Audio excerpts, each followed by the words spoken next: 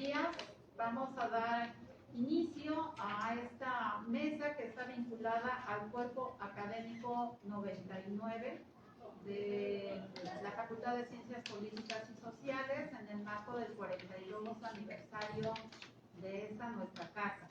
En esta ocasión queremos plantear una forma de compartir y de divulgar el quehacer que las cuatro compañeras que formamos parte del Cuerpo Académico 99 tenemos planeado como nuestro proceso de investigación acorde a las líneas que nosotros trabajamos y que deseamos sirvan de instrumento en la formación de estudiantes. Entonces hay dos objetivos básicos en esta mesa. Por un lado, divulgar lo que hacemos y por otro lado, contribuir con los saberes de los estudiantes. ¿Por qué lo digo?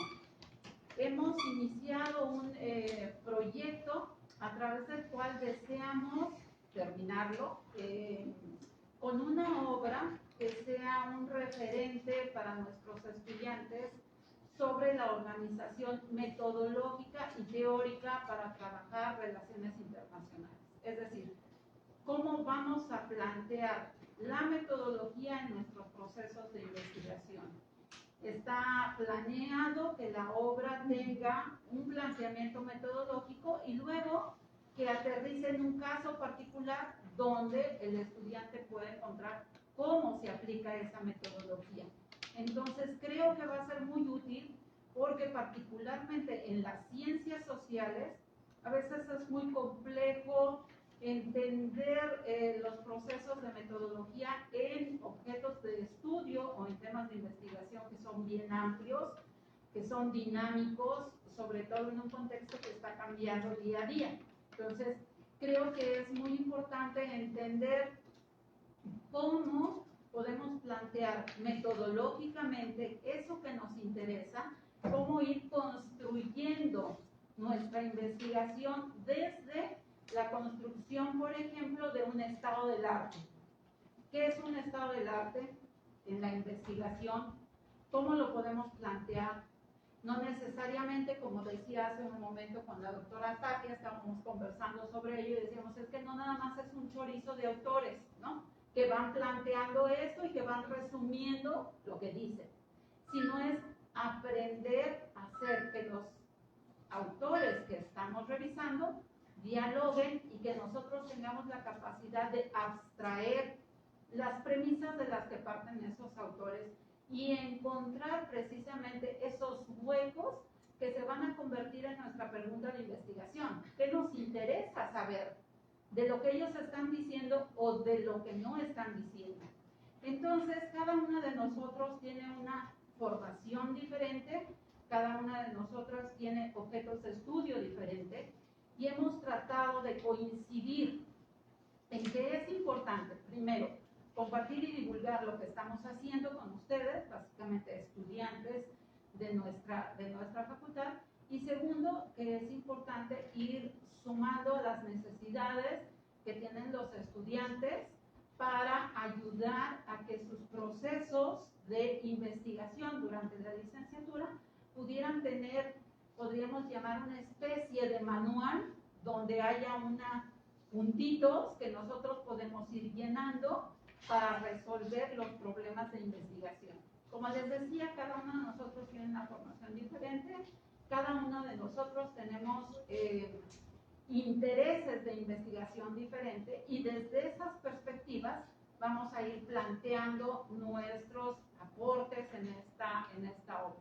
Entonces, quisiera darle la palabra a la doctora Gabriela Gildo de la Cruz. Ella se incorporó recientemente al Cuerpo Académico 99, ella es politóloga formada en la Universidad de Colima, tiene ya muchos años en la Facultad de Ciencias Políticas formando estudiantes más en la licenciatura de Administración Pública y Ciencia Política, pero ahora se ha dado a la tarea de contribuir en esta obra desde el tema de la democracia.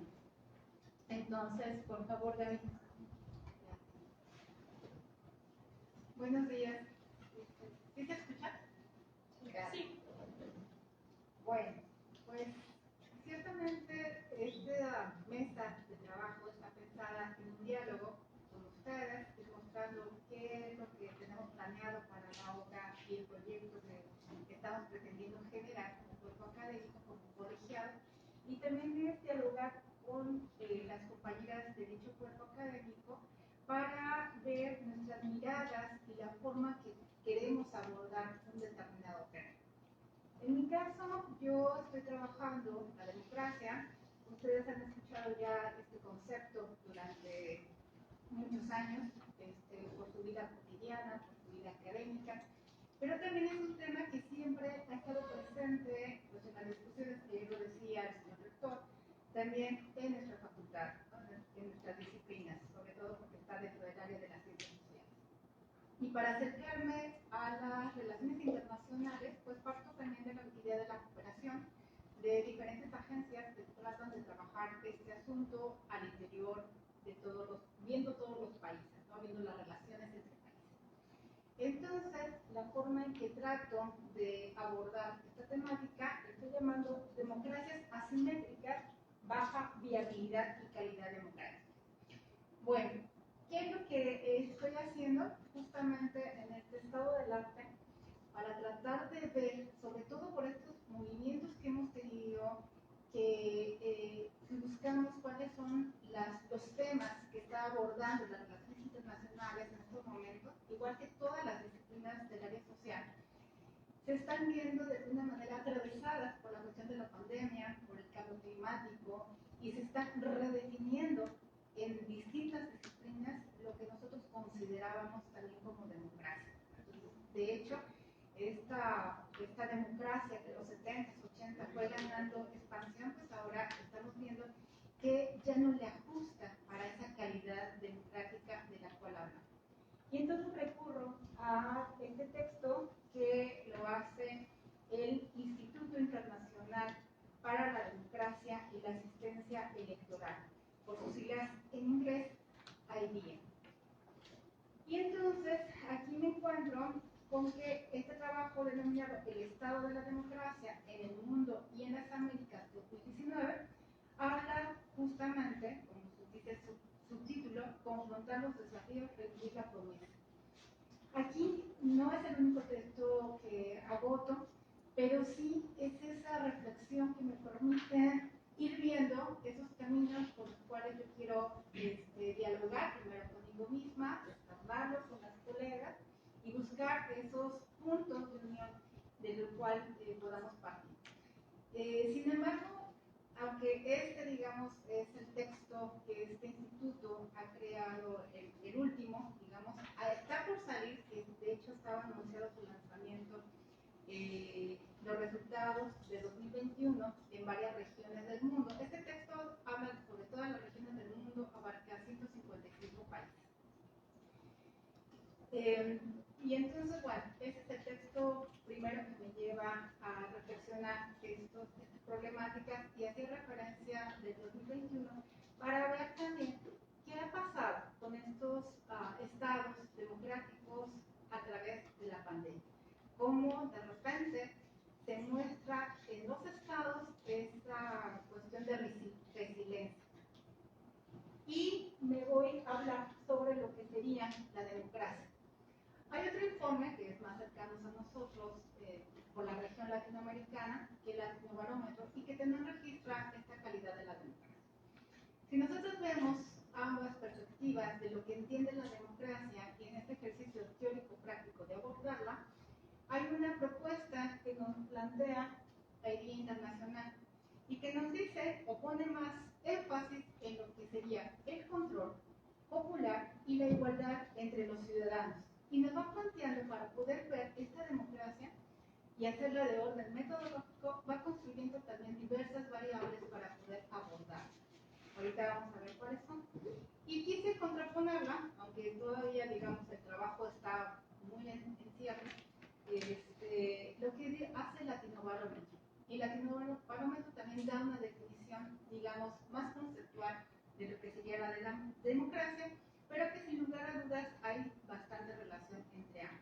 Dice el Latinobarómetro en 2018, la democracia es una forma de organización de la sociedad que garantiza el ejercicio y promueve la expansión de para la organización y el ejercicio del poder. En ese sentido, si nosotros, este es el Día Internacional, nos presenta este concepto macro de lo que es la democracia, ¿no? Y nos lo presenta, ahí decía, con estos dos elementos con los cuales la componen el mismo concepto: control popular e igualdad política. Pero para entenderlo también va creando variables que nos ayudan como que a organizar de mejor manera a qué nos referimos con control popular y con igualdad política. Y nos dicen: gobierno representativo, derechos fundamentales, control de gobierno, administración imparcial y participación. Se refiere, bueno, participación ciudadana, ¿verdad? Y también cada una de ellas las va desglosando en subgrupos. Ciertamente podemos observar que hay diferentes formas de analizar la democracia. Yo me quisiera centrar solamente, ¿le vamos a pasar por favor? Solamente en algunos de esos elementos, no en todos, porque también mis compañeras van a abordar problemáticas de género, otro tipo de problemáticas que tienen que ver con la democracia. Yo me voy a tratar de detener sobre todo en algunos derechos fundamentales, en lo que es el gobierno representativo. ¿Por qué? Porque me interesa mucho poner énfasis en los sistemas electorales de esta llamada democracia, y también tocar algunos temas de la participación. Ahora bien, en ese sentido, ¿cuáles son las instituciones que normalmente vemos que son estudiadas por los diferentes autores, indistintamente de si hablan de democracia sustantiva o del tipo de democracia procedimental? Todos nos dicen que para avanzar en la democracia se deben de consolidar ciertas instituciones. Y cuando hablo de instituciones, no solamente la estoy refiriendo a las unidades o organismos como tales, no a las organizaciones estructurales, sino también a las normas, al Estado de Derecho, a los patrones, a todo eso que sería una institución. Y en ese sentido, pues encontramos, al menos que coinciden con la literatura, las instituciones de transparencia, los organismos de defensa de los derechos humanos y los institutos electorales. Y en esta cuestión de los institutos electorales, lo que también observamos es el sistema electoral. Y a veces cuando hablamos del sistema electoral nos quedamos con algunas cuestiones que tienen que ver con que si todos votan, que se cumple la mayoría de edad, pero no nos metemos en lo que es todo ese sistema electoral que tiene que ver con la forma de votación, la forma de cómo se distribuyen esos votos en escaños, cómo deben de participar los partidos políticos. Es decir, hay un número infinito de elementos que integran ese sistema electoral, ¿no? Y entonces, en este sentido, podemos ir viendo algunos datos que nos proporciona este instituto. Y nos dice: el 39.2 de los países utilizan sistemas de pluralidad mayoría en las elecciones. El 38.7 de los países utilizan sistemas de representación proporcional en las elecciones. El 14.7% de los países utilizan sistemas mixtos. Esto es bien interesante. Y bueno, aquí es donde estoy buscando esos elementos que quiero empezar a indagar. ¿Por qué? Porque en México tenemos este sistema mixto, utilizamos tanto el sistema de mayoría como el sistema de representación proporcional. Sin embargo, yo también parto de una idea de que este tipo de sistemas, ustedes se fijan, en relación al resto de los países, es el que menor porcentaje concentra. Y considero que ese también es un problema, porque tenemos que, pues, el presidente de la República, claro, no voy a enfocarme a México, yo creo que México quizás se quede de largo, pero sí nombrarlo para que se pueda beneficiar. Algo que algunos autores han señalado como sistemas políticos mayoritarios en contra de los sistemas políticos de consenso. En los sistemas mayoritarios, para el caso mexicano, se utiliza para ciertos puestos como para el presidente de la República, pues aquí tenemos que el ganador se lo lleva todo. él nombra a sus funcionarios, en fin, lo que tenemos es un sistema presidencial, por lo que podemos entender como un sistema presidencial. Sin embargo, los sistemas que tienen solamente un sistema proporcional o de pluralidad logran realmente ser gobiernos de consenso porque están representando en el gabinete a todos los miembros del gabinete. Claro, van a decir, bueno, eso se llama un sistema parlamentario. Es una combinación. Hay una combinación en estos sistemas de consenso. Pero bueno, no es ahorita el momento porque eso va a abordarse en lo que yo pretendo hacer. Pero sí lo quiero señalar porque aquí están mis colegas para seguir en ese proyecto, ¿no?, que yo quiero trabajar. Este informe también nos dice que el 20% de los países de todo el mundo utilizan el voto electrónico en las elecciones. Fíjense cómo este porcentaje es muy bajo. Y esta idea también de los gobiernos de consenso, de los sistemas políticos de consenso, pues también tiene que ver en que si tenemos que tener instituciones realmente que funcionen de transparencia, de rendición de cuentas, debería de incrementarse. ¿Por qué? Porque nosotros, al menos en nuestro país, que lo tenemos más cercano, nosotros vemos los problemas que se generan sobre todo en la distribución del gasto público, ¿no? Lo que cuesta una boleta o que cada quien vaya a votar, pues nos está llevando más o menos como 100 pesos por persona, ¿no? Toda la organización, tratamos de distribuir. Entonces es un costo bastante alto y que ya en muchas mesas se ha planteado esta cuestión de generar un voto de carácter electrónico. También nos dice que el 63% de los países las elecciones son administradas por organismos independientes de gestión electoral. Bueno, ahí se refiere a estos institutos electorales, ¿no? Los porcentajes son diferentes. A lo que llega este informe, con estos datos que fui rescatando, que tienen que ver solamente con algunos aspectos, no con toda la problemática, es preguntarse cuán enferma está la democracia. Porque ciertamente les decía, del 75 que este instituto empieza a buscar esos elementos de la democracia en el mundo, nos está dando cuenta de que evidentemente sí hay una democracia, pero que no es la misma democracia la que ya tenemos para evaluar para estos años, ¿no? Para el año que hace el informe, para el 2019 ya se ve que la democracia tiene o sufre alguna enfermedad. El informe Latinobarómetro también indica, las democracias en América Latina son frágiles, realmente no existe esa democracia. De hecho, cuando vino hace un año el doctor Morlino, señalaba y aseguraba en sus estadísticas, en la información que se tiene, en este tipo de cuadros que se elaboran, que elaboramos los académicos, hablaba que en el 2000 había una tendencia para hablar de calidad de la democracia. En esa última vez que nos acompañó, pues decía, pues eso que yo se apostaba porque la democracia, sobre todo las democracias de carácter occidental, pudieran aparecer como tal, pues hay un retroceso en todos estos niveles, ¿no? Y entonces lo que nos presenta este informe de este instituto es, primero, ver cómo está la participación. Y recordarán ustedes, 2018-2019, toda América Latina había varios movimientos sociales, pero aquí nos dice este instituto que el espacio cívico se está contrayendo.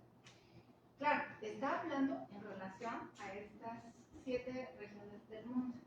Y entonces, ¿cómo va apareciendo que realmente no hay participación, no hay movimientos? Claro, varía de país en país, ¿no? Pero nos está señalando ya esos elementos en donde este espacio público está delimitándose, se está volviendo a regresar a su espacio privado y que tiene que ver, bueno, yo creo que el informe, por eso les decía que va a ser muy contrastante con los nuevos resultados que tenga este instituto, por este informe que está analizando también sus resultados ya con la pandemia.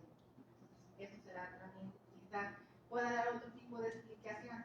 Aquí, porque muchos regímenes llamados democráticos, pues también hay regímenes de carácter híbrido que no terminan de ser todavía un sistema democrático, pero que están combinando bastantes formas de autoritarismo, ¿no? Y esos regímenes no democráticos que se analizan también en el documento. Entonces, bueno, nos dice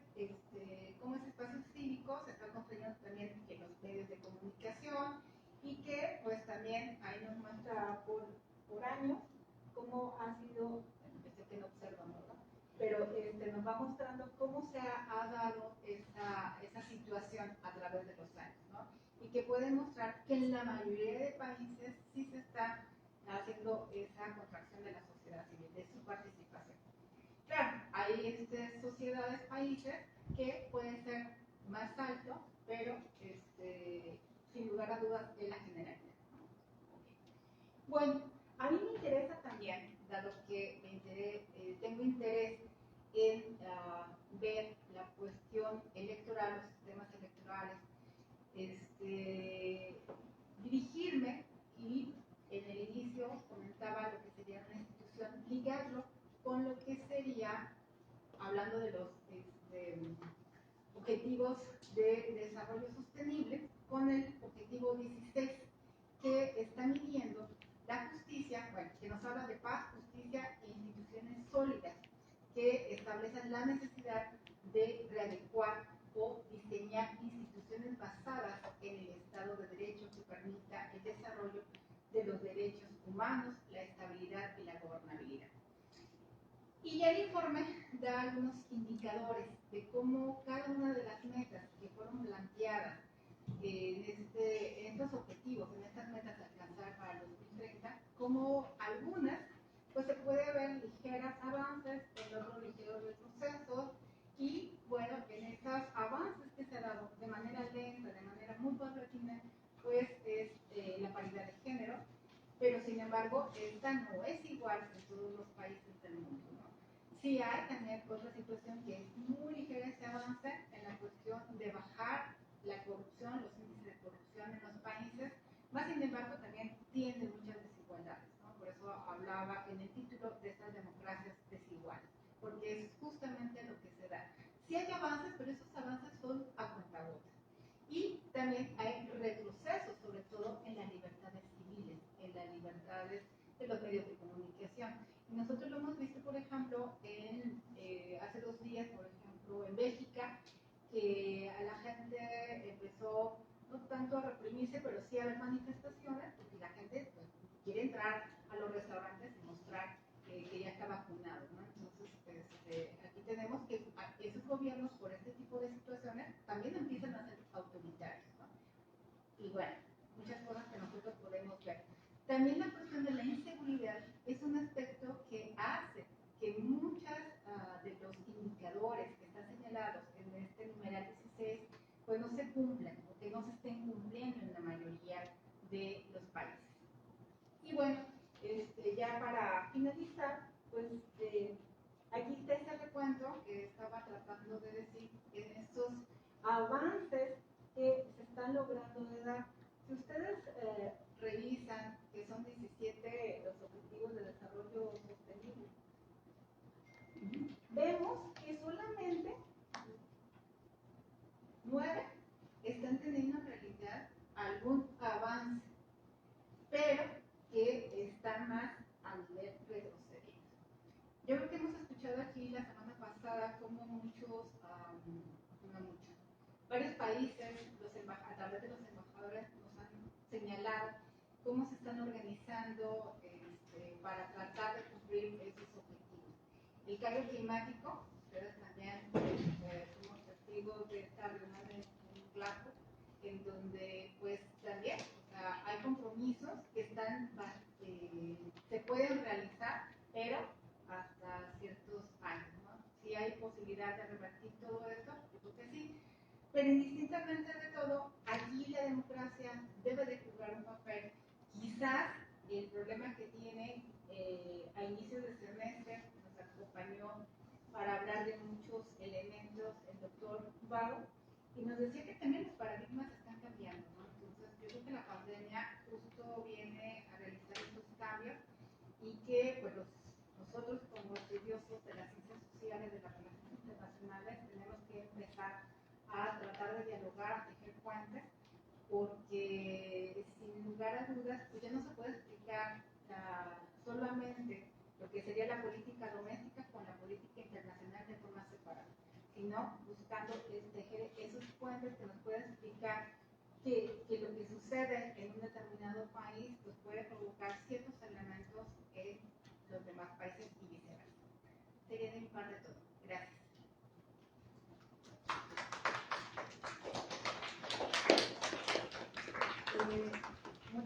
gracias a la doctora Gildo. Al terminar la sesión vamos a recuperar las preguntas que cada uno de ustedes tenga. Sin embargo, solamente quiero plantear algunas cuestiones, como decía la doctora Gildo, es para también discutirlo en la mesa con nosotros, con los miembros del cuerpo académico, para ir como definiendo líneas. Y aquí, para compartirlo con ustedes, nada más plantearía, por ejemplo, el abanico que la doctora Gildo plantea de conceptos. No habla de instituciones, habla de justicia, de democracia, elecciones, forma de gobierno, etcétera. Entonces, eso es, en términos de investigación, una necesidad de ir definiendo cuáles son los conceptos guías de la investigación. Para ir acotando, inicia su presentación hablando de democracias en términos generales y luego lo va a ir bajando de nivel y habla particularmente de México, pero termina diciendo que hay un diálogo entre la política interna y la política internacional. Ya no podemos hablar de una sin tener el contexto internacional. Por lo tanto, una de las preguntas que surgirían es si su metodología va encaminada al análisis comparativo, ¿no? O sea, va a recuperar experiencias de diferentes países y va a retomar un par de conceptos y sobre esos conceptos va a hacer el análisis y a lo mejor en el marco de los alcances y logros que tengan en los famosos ODS, particularmente en el que planteaba de justicia, ¿no? Entonces, vean cómo cuando alguien está planteando un tema, nosotros podemos ir recuperando una serie de ideas y una serie de planteamientos que una vez estructurados nos van a dar paso a una metodología de interpretación, a una metodología empírica que nos permita ir acotando nuestro objeto de estudio para poder llegar a conclusiones. Sin más, le doy el uso de la palabra a la doctora Cristina Tapia. Voy a mover un poquito para saber. ¿Está bien, pasa? Ok, entonces desde aquí. Bueno, buenos días. Pero pues no necesito ver los slides. No huyas. Bueno, muy bien. No huyas. Profesora, ya desacomodé aquí todo el asunto, ¿no? Entonces, bueno. Bienvenidas, bienvenidos, nos encanta tenerlos en la facultad, nos encanta poderles ver aquí y bueno, ojalá podamos platicar un ratito de esto, ¿no? Lo que yo voy a trabajar en esta obra que comentaba la doctora Romero es estudios políticos y de relaciones internacionales desde un enfoque de género, claves para su análisis. ¿Qué quiere decir esto? Lo que yo trato de aportar dentro de esta obra es, para todas las personas que estamos interesadas en las relaciones internacionales, ¿cómo podemos abordar un tema de las relaciones internacionales desde un enfoque de género? Esa sería la primera pregunta. En segundo lugar, ¿hay una metodología específica para hacer eso? Es decir, si yo me quiero acercar a las CRI desde el género, ¿hay una metodología feminista específica que yo debo de usar para hacer este tipo de trabajo? Y en tercera, ¿por qué quisiera acercarme a las relaciones internacionales desde el género? Es decir, ¿qué tipo de cosas le pueden sumar a nuestra comprensión de lo internacional esta perspectiva, ¿no? Y también al final de la presentación, bueno, platicarles algunos ejemplos, es decir, qué tipo de temas dentro de la CRI se pueden ver desde la perspectiva de género. Y cuando las vemos desde esa manera, qué cosas, perdón la redundancia, pero qué cosas se visibilizan que desde otros enfoques aparecen, es más, no aparecen, ¿no? Entonces, un poco de eso vamos a platicar. Siguiente, gracias. Bien, la relevancia desde esta perspectiva de género, bueno, Bartra nos dice, a ver, cuando trabajamos estas investigaciones, la pregunta base, la pregunta clásica, la pregunta con rojo es, bueno, ¿y dónde están las mujeres, no? ¿A qué me refiero con esto? A ver, piensen en los programas educativos.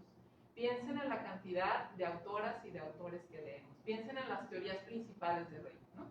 ¿Quién escribe esas teorías? La mayor parte de lo que leemos está escrito por varones, ¿no? ¿Eso está mal? ¿Quiere decir que...? No, el asunto es que estamos leyendo la interpretación de la mitad de la población del mundo, ¿no? O sea, la otra mitad de la población también tiene interpretaciones y también sería importante leerlas, ¿no? Entonces, no se trata de desestimar lo que existe, se trata de visibilizar aquello que no ha estado tan explorado y que también es importante. Entonces, estas investigaciones parten de ahí. ¿Dónde están las mujeres, por ejemplo, en las guerras? ¿Dónde están las mujeres en la economía? ¿Dónde están las mujeres en los estudios de seguridad? ¿Dónde están las mujeres en la participación política? ¿Eso qué quiere decir? Que muchas de las veces las realidades que tienen los varones y las que tenemos las mujeres son diferentes. Y entonces necesitamos echar luz sobre esas diferencias para que podamos explicarlas y para que también podamos mejorar la calidad de vida de todas las personas, independientemente de nuestro sexo. Bien, ¿qué es lo que cambia cuando usamos perspectiva de género? Pues yo aquí recurrí a varias autoras y bueno, me gustaría compartirles algunas de las cosas que más me gustaron cuando leí, ¿no? Celia de Amor, Luisa Posada, citada por Amorós y por De Miguel, ¿no? Dice, bueno, a ver, esto entraña un proyecto emancipatorio, ¿no? ¿Qué quiere decir? Que está configurado a partir de autonomía, igualdad y solidaridad. ¿Cuál es la idea? La idea es que este tipo de investigaciones desde una perspectiva de género no nada más quieren retratar la realidad y enseñárnosla. Quieren retratar la realidad, enseñárnosla para que entonces aprendamos y podamos cambiar lo que necesitamos cambiar para que el nivel de bienestar para varones y para mujeres sea más alto. Esa es la idea. Por eso estamos hablando de un proyecto de autonomía, de igualdad y de solidaridad. También hablamos justamente de esta crítica a la realidad. ¿Por qué? Porque si no explicamos esta realidad críticamente, no vamos a poder cambiar aquello que no está funcionando. Entonces, justamente esa es la idea, ¿no? ¿Para eso qué necesitamos? Bueno, además de mucha voluntad académica, social, política, necesitamos herramientas, ¿no? Herramientas cognitivas.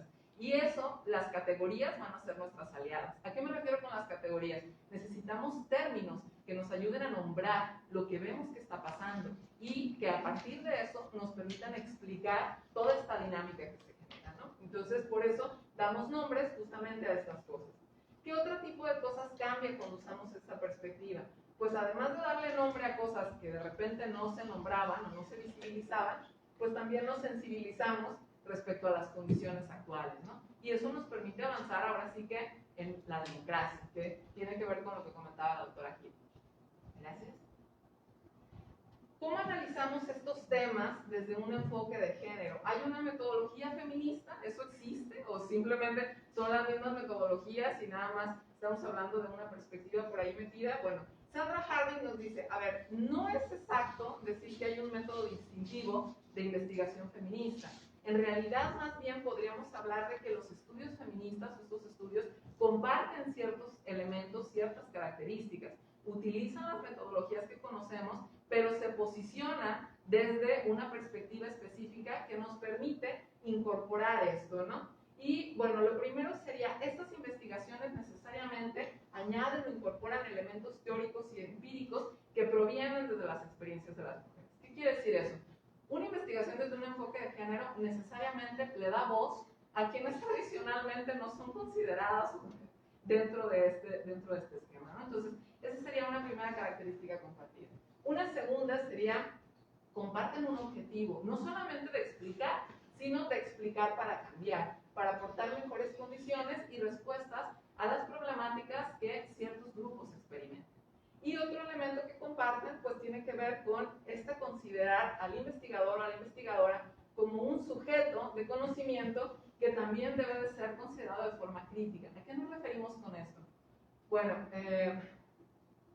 esto tiene que ver con cómo nos damos cuenta o cómo visibilizamos que los investigadores, las investigadoras, también tenemos visiones, valores muy particulares y que cuando hacemos la investigación, por ahí pasa todo eso, ¿no? O sea, es reconocer que esta presunción de objetividad que siempre ha estado permeada en la ciencia, pues no es tal. Hay un elemento ahí que tiene que ver con nuestros valores y nuestra cosmovisión que de una u otra manera introyectamos en nuestro trabajo, ¿no? Entonces, el hacernos conscientes de esto, de que nos acercamos al tema como sujetos específicos, nos permite trabajarlo de una manera diferente para entonces, libres de esta presunción de objetividad, ¿no? Poder reconocer de qué manera estos valores y esta cosmovisión permean aquello que estamos tratando de explicar, ¿no?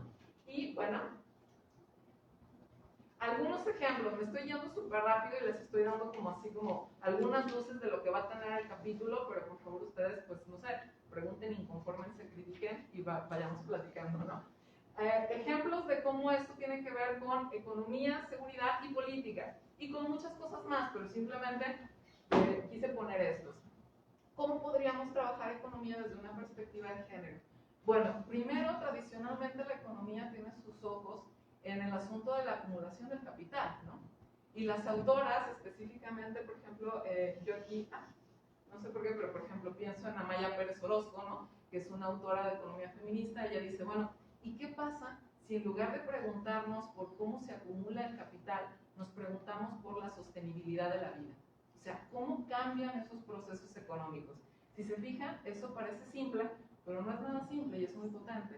¿Por qué? Porque si nosotros, en lugar de pensar en las actividades que acumulan capital, pensamos en las actividades que ayudan a sostener y reproducir la vida, estamos metiendo todas, por ejemplo, todas las actividades domésticas que están invisibilizadas desde esta perspectiva económica. ¿Sí me explico? Y que son actividades profundamente necesarias. Simplemente quítanlas y vamos viendo qué ocurre con la economía. Vamos viendo qué puede pasar, ¿no? Si quitamos todas las actividades domésticas y de sostén económico, ¿no? Entonces, cambiar la mirada de la acumulación del capital al sostenimiento de la vida tiene implicaciones brutales.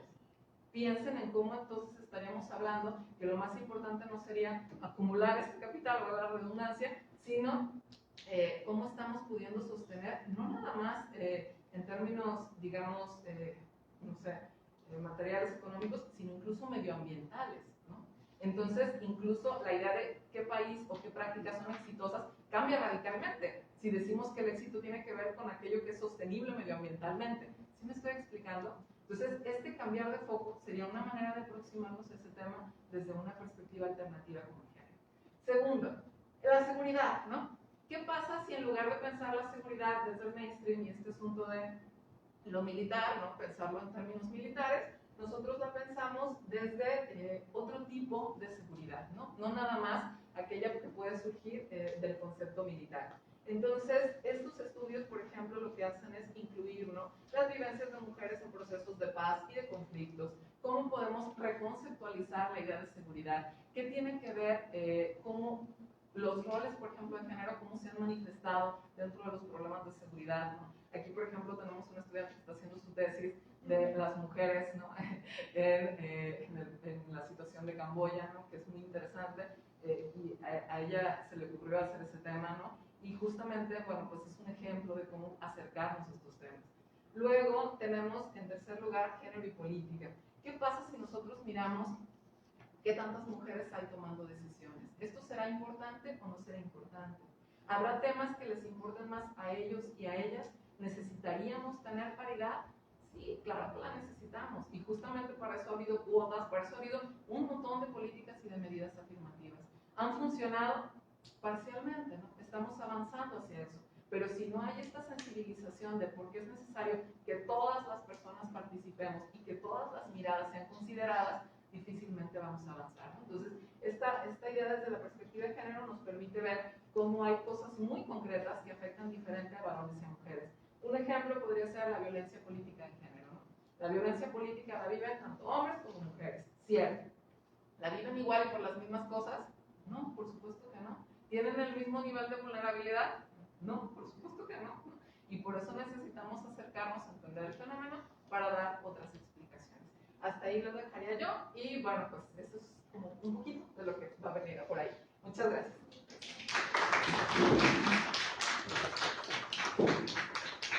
Muchas gracias. Yo creo que ha quedado muy clara la importancia de ir sumando estos nuevos enfoques para, como la doctora Tapia dice, visibilizar en la voz y en la mirada femenina de la mujer, en la mirada del género, diferentes problemas. Y creo que, como lo dice ella, puede ser analizado con estos enfoques cualquier tema de la política internacional, porque es la visión de la mujer acerca de esos temas. Y es muy interesante cómo ella plantea que una vez que dejamos la idea de que todo debe ser atravesado por la ciencia y la objetividad, y somos liberados de todo eso, podemos plantear que desde nuestra propia cosmovisión podemos abordar cualquier tema de investigación. A mí como internacionalista, por ejemplo, se me hace muy interesante ver las mujeres en el poder y, por ejemplo, analizar Thatcher, ¿no?, frente a la primer ministra de Nueva Zelanda y lo que, ¿no? O sea, ¿qué están haciendo? ¿Por qué en este contexto de pandemia se dice que los gobiernos liderados por mujeres resolvieron más rápido el tema de pandemia, ¿no? Y siempre sacan a la luz el tema de Nueva Zelanda, ¿no? Y de cómo logró de alguna manera detener el avance. Hasta dónde, por ejemplo, el tema de los techos de cristal se convierten en un factor importante para que la mujer llegue a determinado nivel y nada más ya no tenga más opciones, ¿no? Cómo esos techos de mujer son vistos desde las mujeres, a dónde alcanzan, cómo se llegan a romper esos techos de cristal y le dan la posibilidad a las mujeres de acceder a mejores condiciones laborales. Como bien decía la doctora Tapia, sí, todas, en teoría, todos y todas tenemos la opción de escalar en diferentes niveles, en la economía, etcétera, etcétera. Para todos tenemos efectos negativos en temas de seguridad, en temas de violencia, pero ¿cómo los vivimos? Porque ahí es donde está la diferencia. Lo viven diferente los hombres que las mujeres. Y cómo a través de la perspectiva de género podemos visibilizar esos temas, ¿no? Hacerlos palpables y sacarlos a la luz. Entonces creo que es un tema interesante, así como el tema de democracia que planteaba la doctora Gildo. Y como les decía la doctora Tapia, son como pinceladas de lo que estamos empezando a hacer para que sea una obra que les funcione a ustedes. Quiero dejar la voz a la doctora Sujin Kim para que nos comparta su propuesta de investigación. Muchas gracias. Muy buenos días. ¿Se escucha, verdad? Sí. Todos. Estoy feliz. Okay, gracias. Compartir una idea, como ahorita la doctora María Elena mencionó, que este proyecto surge para compartir, como intercambiar ideas de investigación entre los miembros del Cuerpo Académico 99, también para divulgar algunas metodologías a los estudiantes, quien puede absorber esta metodología cuando se escribe su tesis o artículos que sea. Aquí yo quiero quiero compartir una idea de un autor quien hizo su gran obra, ya falleció hace como 50 años, y este año se conmemora como 60 años aniversarios de este libro que se publicó en el año 1961. Todavía no voy a decir cómo se llama este libro. En general, cuando yo veo todo el proceso de los estudiantes, quien ya inicia su tesis, como en séptimo semestre y octavo semestre del programa licenciatura, metodología inicia como todavía un poco más confundido, pero se cansa mucho, todavía no está terminando como 50% de su tesis. Las son más comunes, como dedicando tantos teoría, estado de artes, y luego algunos conceptos, y ya ahí se cansa en lugar de llegar como proceso final, sacando su propio estudio, su propia investigación, como juntando todas las teorías, tantos ismos, luego ya se cansa. Entonces se ve como esta tesis, cabeza muy grande y cuerpo muy delgada, pierna ni existe. Entonces, con este motivo yo quiero compartir sobre un libro. Voy a leer una noticia que se publicó hace exactamente 10 años, cuando se conmemoró 50 años de su publicación. Me permito leer estos. El público lector mexicano estará listo hoy para asimilar lo que tanto le costó escuchar hace 50 años. Se pregunta el antropólogo Claudio Lomnitz a propósito de la edición conmemorativa de este libro del neoyorquino Oscar Lewis, que saldrá a la luz este año para valorar este polémico ensayo etnográfico que se publicó por primera vez en Estados Unidos hace medio siglo, 1961, entre comillas, entrevista con él. En la historia de México hay pocos libros que hayan creado verdadero escándalo. Este es uno de ellos. Es un libro tremendo. No hay otro que se le parezca. Comenta quién ha escrito prólogos de la edición que prepara el Fondo de Cultura Económica, sello que dio a conocer en 1964 versión en español de esta historia y que un año después perdió su entonces director, el argentino Arnaldo Orpila, tras la demanda judicial que la Sociedad Mexicana de Geografía y Estadísticas entabló en su contra y la del autor por considerar el volumen obscenos, difamatorios, subversivos, antirevolucionarios. Hasta se demandó por una asociación académica muy grande aquí en México, Asociación Sociedad Mexicana de Geografía y Estadística. Okay. El catedrático de Universidad de Columbia en Nueva York, el director de su centro de estudios sobre etnicidad y raza, señala que este libro lo mostraron el mundo, que el México moderno, próspero y optimistas de aquellos tiempos. El México del llamado milagro mexicano era solo una cara de la moneda y que la que habitaban los autores de estas autobiografías era otra. El ensayo describe la vida cotidiana, las costumbres y los valores de una familia mexicana que habita una vecindad de Tepito en la Ciudad de México de los años 40 y 50 de la pasada centuria. A través de la voz de 4 hermanos huérfanos de madre y criados por su padre. Aspectos como la pobreza, la violencia doméstica, el abuso contra la mujer, el rudo mundos masculinos y la vecindad como espacio de identidad son presentados de una manera cruda. La cuestión que incomodó a ciertas clases medias de la época es que los 4 hijos son inteligentes, elocuentes y muy explícitos. Aquellos lectores no querían creer que unos miserables de vecindad hablaran de esa forma o que expresaran aquellas ideas y sentimientos. Por eso, dudaron de su existencia y alegaron que los hijos de esta familia habían sido inventados por Lewis, es autor. Explica Lunis, quien hizo entrevistas después, 50 años.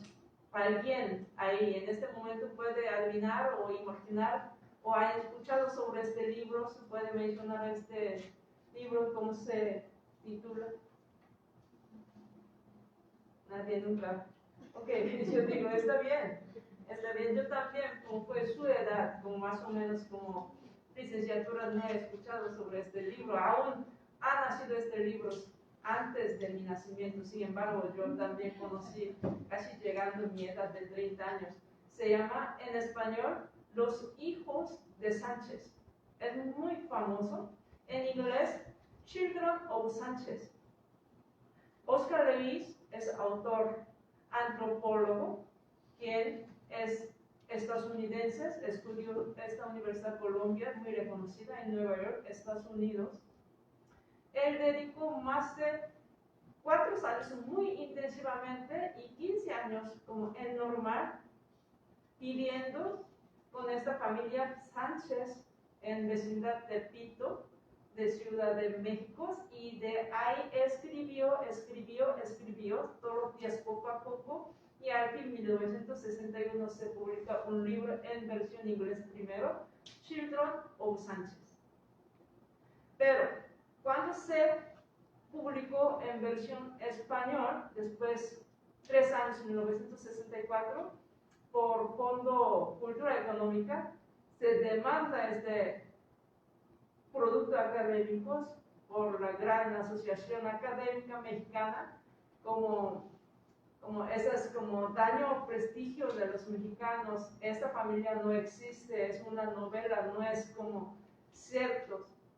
Sin embargo, después pasando 50 años hasta fecha de hoy, 60 años, se reconoce como un ejemplo muy bueno dentro de antropología, no solamente en antropología, sino también como un ejemplo de metodología cualitativa de estudios más ampliamente en ciencias sociales.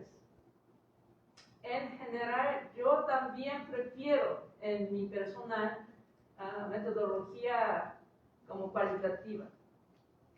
Pero yo soy como una parte de minoría hoy en día dentro de ciencias sociales, porque hoy en día tal vez ustedes han escuchado Big Data, como datos grandes, enormes, no solamente casos 10, casos 100, como millón, lo mínimo, hasta 10 millones, hasta 100, 2 millones, hasta 1000 millones, mediante de tecnologías que usted picas un tal como I like de Facebook, todos se juntas por algún procesador de cabeza de un supercompus, y hoy en día la gente, ¿qué le gusta? Siempre le saca una tendencia, mira esta tendencia de este mundo. Muchos científicos en área de ciencias sociales hacen su investigación en base de enormemente grandes casos de los datos, mediante desarrollo tecnológico. Sin embargo, este libro, se consideraba, yo escuché cuando era alumna de posgrado, es una biblia de hacer etnografía en antropología y también en ciencias sociales. Espero que usted pueda leer este libro, o espero que tengan ánimo de leer este libro. En este libro solamente salen protagonistas 4 hijos del señor Jesús Sánchez. Era viudo, quien vive en Tepitos, una comunidad que se llama Gran Familias, una vecindad a aquel momento se llamaba. Y tal vez cuando usted lee este libro se ve solamente autor, solamente escucha, el investigador Oscar Luis Frank escucha, no da ninguna interpretación ahí, y directamente ahí notas todos los dichos de 4 hijos. Cada capítulo tiene hijo Manuel, hijo Claudio, hijo Consuelo, hija Marta, así tiene su nombre de capítulo. Todas las palabras vienen directamente de bocas de estos 4 hijos. Ahí puede usted interrogar. Entonces, solamente estos 4 hijos pueden representar una tendencia de la sociedad mexicana en aquel momento. Cada quien puede tener su criterio. Sin embargo, este libro se considera, es una investigación ejemplar que dedicó en el tema de pobreza. Se hizo hace 60 años. Hoy en día también sigue, no solamente aquí en México, sino también en todo el mundo. Aún un país muy rico existe pobreza absoluta, relativa, que sea. Entonces, yo mediante este proyecto, como quiero compartir esta manera de investigación, es muy contraparte que se hace hoy en día en general. No hacen ninguna encuesta, ni hacen ninguna estadística, no sacan ninguna teoría. Sin embargo, se le conoce como una gran obra académica hecho en el siglo XX, sigue este reconocimiento hasta el siglo XXI. También yo quiero mencionar que hay un caso, aquí Celia Monserrat nos acompaña juntos en séptimo semestre. Ella hace su tesis con un tema muy sencillo, inicia de su familia, historia de su familia. Una parte de su familia muy lejana, no es su familia tan directa, viene de China. Entrevistando con esta familia, todavía gracias a Dios vive descendientes de inmigrantes chinos aquí en México, y ellas amplian poco a poco, primero casos y otros casos, y tal vez tendencia a aquel momento, cómo fue migración aquí en México de los chinos, y busca otros casos para justificar un tantito de su estudio como científico, y luego busca unas teorías así, al contrario, en lugar de iniciar tan grandes, enfocando, pero este es un caso de Monse, inicia un punto muy pequeño, como aquí 4 hijos de un señor Jesús Sánchez, y de ahí para justificar sus dichos, sus escritos, ampliando poco a poco. Entonces yo quiero recomendar o quiero pedir o quiero mencionar, tal vez usted tiene todos los derechos a hacer una prueba, a ver cómo funcionan mis metodologías. No tenga miedo si voy a fracasar. Espero que sí, ahorita estás en venta de este libro, no es tan caro, no soy vendedor de libros, pero así quiero compartir este libro. Es muy bueno, yo creo que tal vez en nuestra biblioteca tienen los hijos de Sánchez.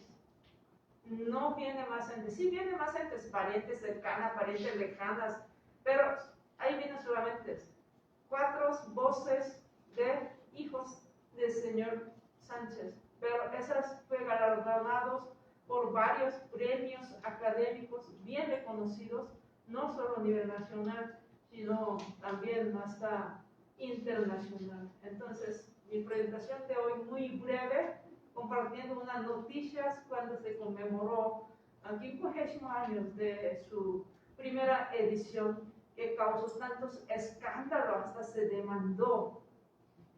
Y además se cambió inmediatamente, no se cambió, se cortó inmediatamente, se corrió, digo más correcto, inmediatamente este director Fondo de Cultura Económica, que momento por razón de publicar este libro. Entonces, motivo de dar esta presentación muy brevemente es que sabemos qué pasó hace 60 años, cómo salió este libro, y hoy en día si yo leo, cómo voy a interpretar. Así yo quería compartir una experiencia como era alumna de posgrado, y hace pocos años, hace 2 o 3 años leí otra vez, todavía me da mucha impresión este libro, entonces así quise compartir con ustedes. Muchas gracias. Muchas gracias a la doctora Lim. Nos ha abierto una puerta diferente a la investigación. Hay nuevos, digamos, enfoques, acercamientos a la investigación, sobre todo en el campo de las relaciones internacionales. Es muy interesante cómo ella plantea el análisis inductivo, es decir, como parte de un análisis muy pequeño a través de la obra que ella nos comparte de los hijos de Sánchez, a través de cómo una familia nos puede mostrar un entorno, y a través de esas experiencias hacer un análisis de qué está pasando alrededor, qué puede pasar en todo México en torno, por ejemplo, a la pobreza, a los barrios tan importantes como el caso de Tepito. Imagínense que el barrio de Tepito en la década de los 50, ¿no? Nada que ver con el barrio de Tepito hoy en día, dominado por mafias comerciales de productos fake, ¿verdad? Que tienen otra historia y otra connotación. Y por otro lado, fíjense, eso es lo que ella nos plantea, cómo hacer estos análisis inductivos, pero al mismo tiempo ya hay autores que están partiendo de utilizar nuevas metodologías para la investigación en las ciencias sociales. y es a partir de la literatura o a partir del cine. O sea, son dos nuevos elementos que nos pueden dar una mirada a diferentes acontecimientos a partir, por ejemplo, del análisis de películas de directores, a partir de la mirada de esos directores que a veces en sus contextos han sido muy criticados, han sido prohibidas sus obras, etc. Y cómo a través de la mirada de estos escritores o directores nosotros podemos trabajar un tema. Recientemente, junto con otra colega de la Facultad de Economía, estamos trabajando, por ejemplo, el tema de pobreza en Japón a la luz de la mirada del director Koreda, un director japonés que saca muchas películas y plantea esa pobreza relativa en un país que nosotros tenemos la mirada de ser un país rico, homogéneo, donde no hay como una pobreza muy grave, y sin embargo, este director va siendo muy crítico de su propia sociedad y van sacando a la luz una serie de elementos que nos permiten entender que efectivamente pues Japón no es tan rico como se dice. Japón está viviendo pobreza que está generando problemas sociales muy graves. Entonces, creo que las aportaciones de las colegas son importantes para ir entendiendo cómo se está tejiendo esta obra.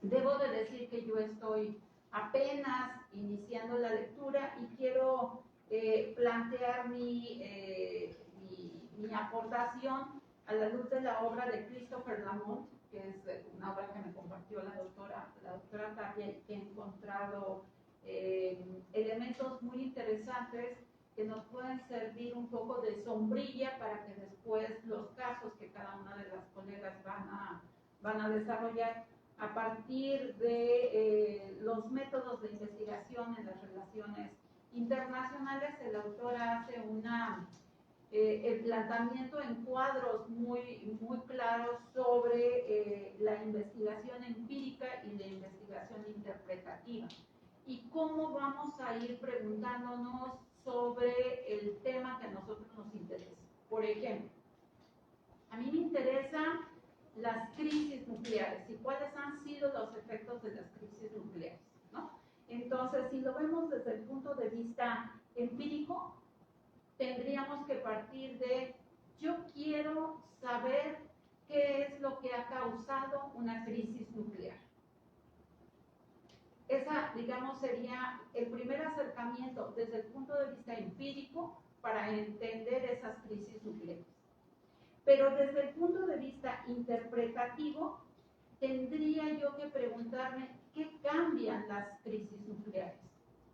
¿Cambian la identidad de los pueblos?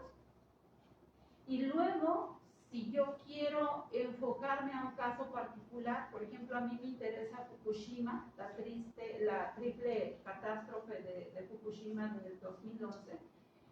¿Cuáles son las causas? Bueno, ahí ya tengo un tsunami, ya tengo fallas que hubo en los reactores nucleares y que venían ya muchos estudios desde la década de los 60 que decían que había ciertas fallas. Entonces voy entendiendo las causas de esa catástrofe, pero después, desde el punto de vista interpretativo, ¿qué generó toda esa catástrofe?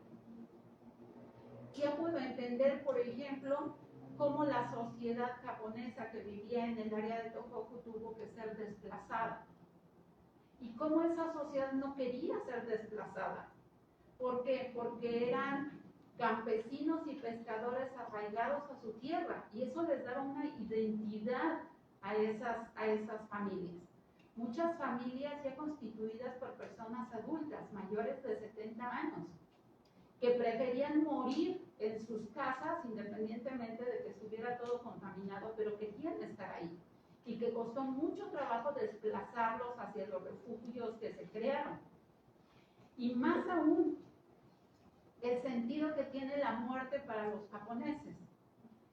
Por ejemplo, hubo varias entrevistas donde a las sobrevivientes, sea el esposo o la esposa, decían, me quiero quedar aquí porque va a ser muy deshonroso para mí irme y salvarme cuando mi esposa o mi esposo murieron y yo no pude salvarlos. Y muchas personas adultas mayores se quedaron encerradas en sus casas. Eso nos va generando desde el punto de vista interpretativo los efectos que puede tener un desastre como este. Después, yo quiero, desde el punto de vista empírico, explorar el papel que tuvieron diferentes actores en esta catástrofe, ¿no? Y para mí, desde el punto de vista empírico, puedo hacer una revisión. Entró el gobierno, diferentes ministerios, entró la oficina encargada de cuestiones de energía en Japón, entraron un montón de ONGs y todos estos actores tenían un objetivo común: resolver el problema, rescatar a las personas y reactivar la economía del lugar, ¿no? O sea, es como, ahí lo tenemos como muy claro porque hay una serie de documentos que nos permiten ver quiénes participaron, cómo participaron, etc. Pero desde el punto de vista interpretativo, debo de entender el simbolismo que cada uno de estos actores va dejando en torno a lo que está haciendo para resolver el problema. Por ejemplo, empieza a haber una discusión muy clara entre los ministerios de a quién le toca resolver y a quién le toca decidir. Hasta que es campaign la casa del primer ministro, quien va a decir, a ver, todos vienen y aquí vamos a formar un comité y del comité van a salir las primeras respuestas. Y ahí van a empezar a salir un montón de problemas que no está necesariamente documentado. Pero entonces van a acusar a TEPCO, ¿no?, a la compañía encargada de administrar los reactores nucleares, de no haber pasado la información adecuada en el momento que correspondía. Y luego TEPCO dice, sí, yo la pasé, miren, aquí tengo. Yo pasé la información desde los años 60 y nunca nos hicieron caso. Y entonces van a salir otros actores, porque entonces van a decir, bueno, si nosotros en ese momento cerrábamos la planta nuclear, la inversión primaria de grandes empresarios japoneses pues se iba a quedar sin sentido. Y un reactor empieza a generar ganancias después de 30 años. Entonces, obviamente, pues no podían hacer nada. Simbólicamente empiezan a salir una serie de elementos que nos van a dar cuenta de un análisis interpretativo de quiénes estuvieron involucrados, pero cómo cada uno de ellos van a jugar un papel particular para la no solución del problema. Y más allá de eso, cuando empezamos a ver, entre comillas, que Fukushima se va a empezar a reactivar, toda la región de Tohoku empieza a tener como cierta actividad, digamos, sobre todo agrícola, la sociedad japonesa no quiere comprar los productos que vienen de esa región, porque están contaminados, ¿verdad? Entonces ya hay una percepción de que las cosas no están siendo tan reales como se diría, como la diría, digamos, oficialmente el gobierno. El gobierno dice se está reactivando, pero curiosamente hay varias regiones, hay varias comunidades dentro de Tohoku que no han sido abiertas. Y entonces, ¿por qué no han sido abiertas? Porque todavía tienen altos índices de contaminación, ¿no? Y por otro lado, hace apenas 6 meses se habla de que van a desechar el agua de los reactores al mar. Y hay todo un debate alrededor de eso. O sea, es agua que está contaminada. Y entonces la pesca que está alrededor de toda la bahía japonesa, los japoneses en su dieta tienen un alto porcentaje de productos marinos. Y entonces lo que van a comer los japoneses va a estar contaminado por las aguas que aún están contaminadas y que van a desechar. No sé si me explico. ¿Cómo vamos a ir definiendo desde un punto de vista todas las cuestiones empíricas, todas las cuestiones que podemos observar muy fácilmente, todos los documentos de los que nos podemos acercar, ¿no?, a nuestra investigación? Pero por otro lado, la mirada que yo voy a tener, la interpretación que yo voy a tener cómo vaya a ir recuperando identidades, simbolismos, a través de una de la interpretación de los hechos. Entonces, ese es el caso que yo pretendo trabajar a la luz precisamente de estas dos aristas de la investigación. No quiero abordar más por el tiempo, pero me gustaría cederles el uso de la voz a ustedes. Si tienen preguntas, creo que las propuestas que han hecho las compañeras en la mesa pueden despertar interés para saber qué quieren hacer, cómo quieren plantear sus investigaciones, cuáles son las dudas, para no construir eso que decía la doctora Lim, ¿no? Esos fenómenos con una cabeza enorme, llena de teoría, pero a veces así paquitas, ¿no? Cuando nosotros empezamos a ver los avances de investigación es así como, ¿es en serio? Y es muy fácil. Yo creo que uno de los primeros acercamientos que debemos de hacer a lo que nos interesa es leer sobre el tema. Porque eso es lo que precisamente nos va a permitir después preguntarnos de todo eso que hemos leído, ¿qué nos interesa? Y esa es nuestra pregunta de investigación. Y después de todo lo que hemos leído, va a salir una respuesta a esa pregunta de investigación, que posteriormente se va a convertir en hipótesis. Pero a veces queremos plantear todos estos pasos sin tener una lectura previa sobre el tema. Y creo que eso es fundamental. Entonces, dejo abierto para los compañeros estudiantes, profesores que nos acompañan, si hay preguntas, dudas, comentarios, o alguien quiere compartir su experiencia de investigación en lo que están haciendo o en lo que piensan hacer, también es bienvenido. Nadie.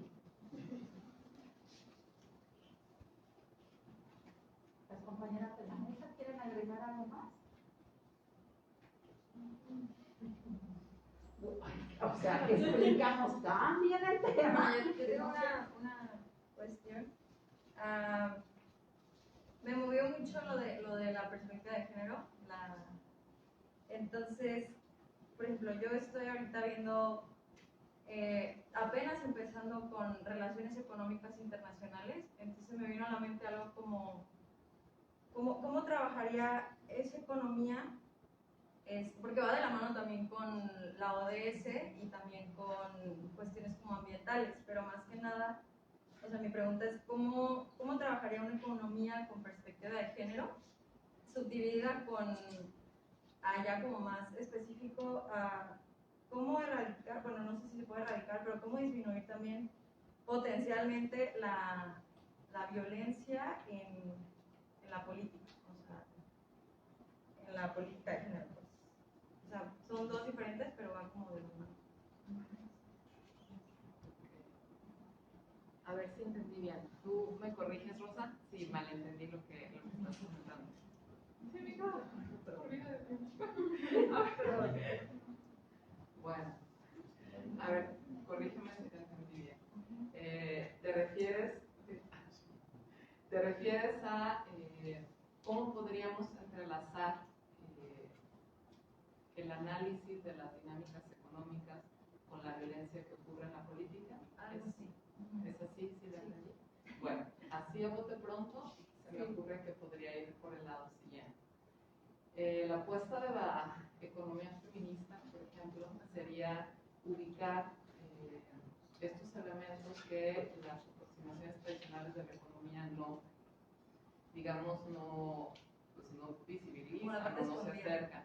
Por ejemplo, cómo los roles de género provocan o derivan, ¿no?, que las mujeres se dediquen predominantemente al cuidado de los hijos, ¿no?, y cómo eso genera que haya una doble carga, ¿no?, y algunas veces doble jornada, triple jornada. Entonces, el enfoque, la economía se aproximaría hacia este punto, ¿no?, o sea, cómo estas actividades que apoyan o ayudan a la sostenibilidad de la vida están desestimadas en la economía formal.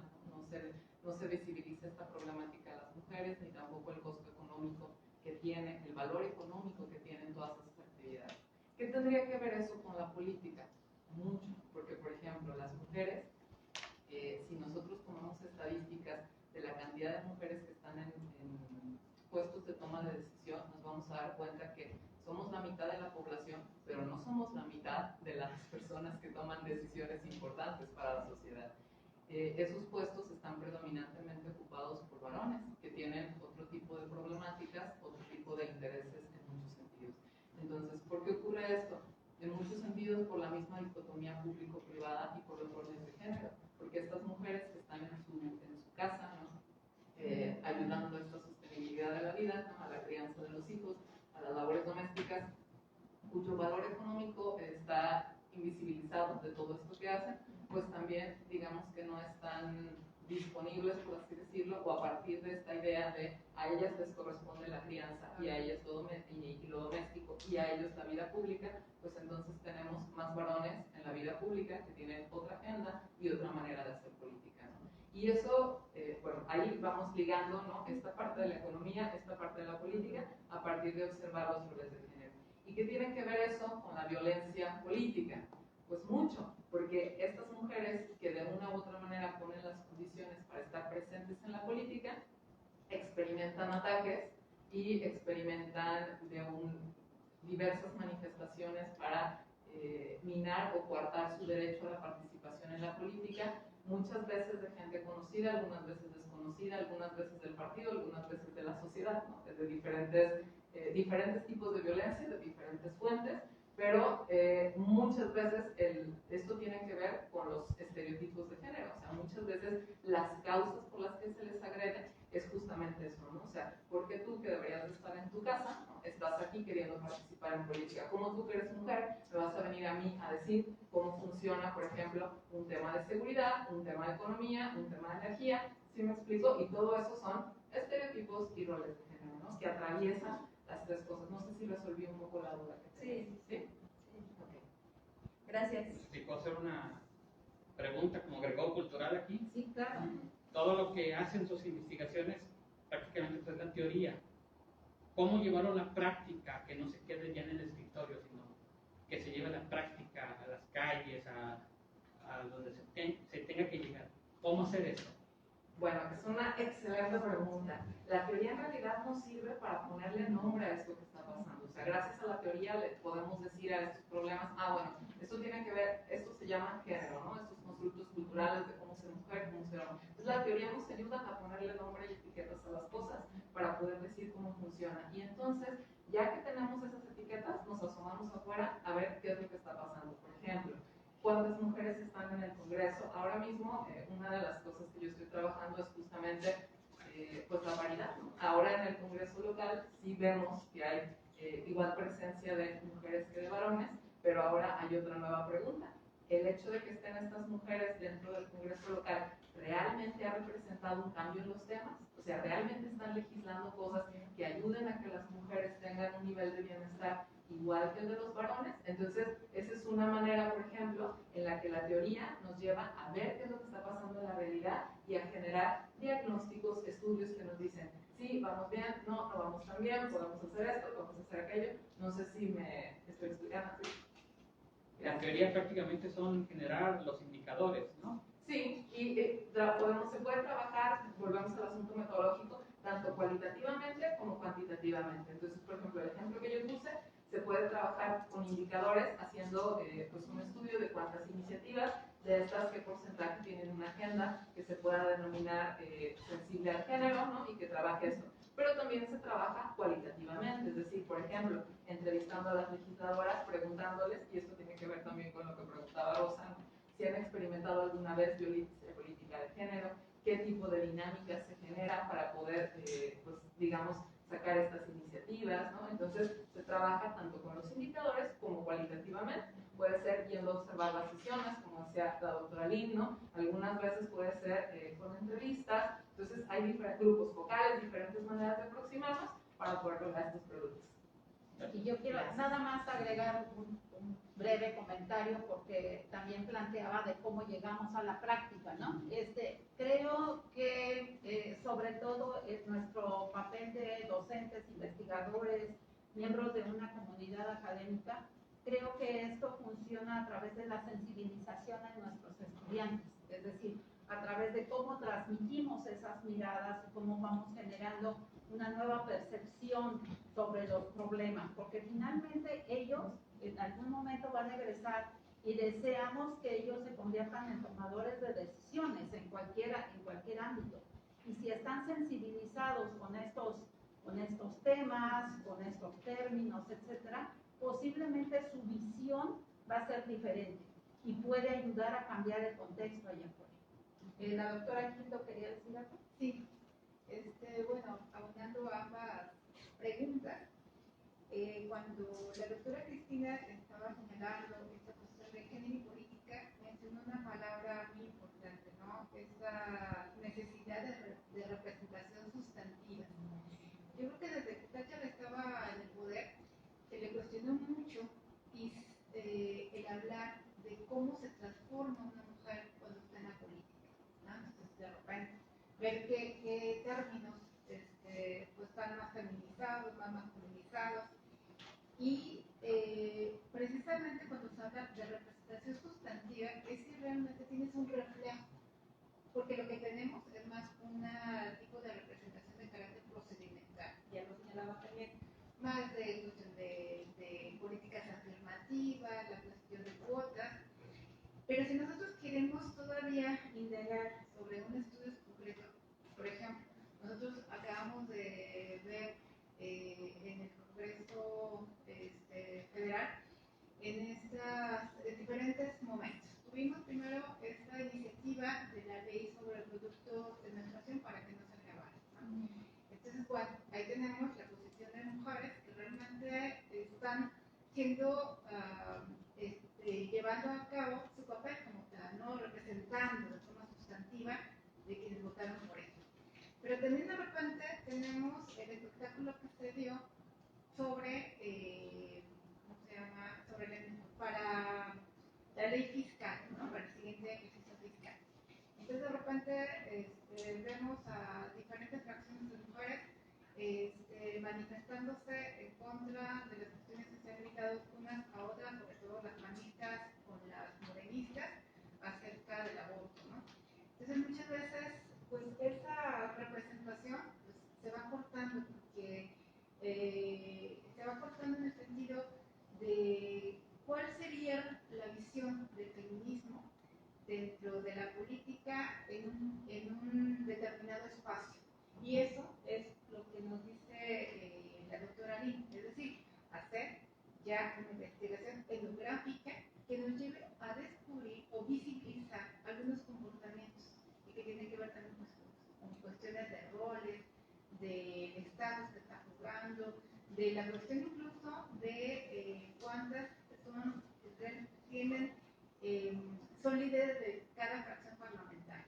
Entonces, sí hay muchas maneras de tratar de estudiar este tipo de cuestiones en diferentes formas, ¿no? Pero que tiene que ver, pues, también con una vinculación de trabajos de caso, cuestiones empíricas. Una forma de llegar es justo descubrir qué elementos se quiere de trabajar, analizar, estudiar. Pues sin más les agradecemos a todos. Sí, vaya. Por favor, doctora. Ok, quiero agregar un mensaje más relacionado con todas las palabras de mis compañeras. Como sea, aquí estoy frente de estudiantes, lo que quiero decir es, haga lo que solamente usted puede hacer. Únicamente ustedes. Porque hoy en día usted jamás puede competir con Wikipedia. Conocimientos que tiene jamás puede revisar, como rebasar Wikipedia, Internet, cualquier información. Pero usted tiene su experiencia muy propia dentro de su estudio. Jamás se sustituye por una máquina por otra persona. Antes la gente quien tiene más competitividad era quien tenía más conocimientos en su cabeza. Hoy en día, quien tiene más como poder competencias, significa que tiene su experiencia propia, que nadie con nadie puede, como se sustituye. Entonces yo prefiero mencionar estos cuando usted haga su investigación, que se haga únicamente usted puede hacer en donde estés, aquí en Colima, no sé dónde quiere hacer, pero hazlo lo que únicamente usted puede hacer. Muchas gracias. Muchas gracias. Deseo entregar unos reconocimientos a quienes me acompañan en la mesa, por favor. A la doctora María Gabriela Gildo de la Cruz, a la doctora Cristina Tapia Muro y a la doctora Sujin.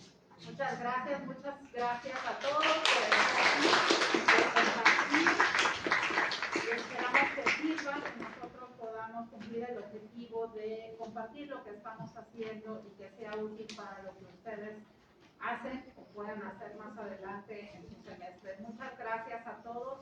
Los invito en la tarde a unirse al Zoom donde tenemos la conferencia del Dr. Woo Hong Kim de la Universidad de Hankook de Corea del Sur. Es una actividad virtual. La tienen en sus aulas virtuales. Ahí tienen la liga de Zoom. Muchas gracias. Buenas tardes.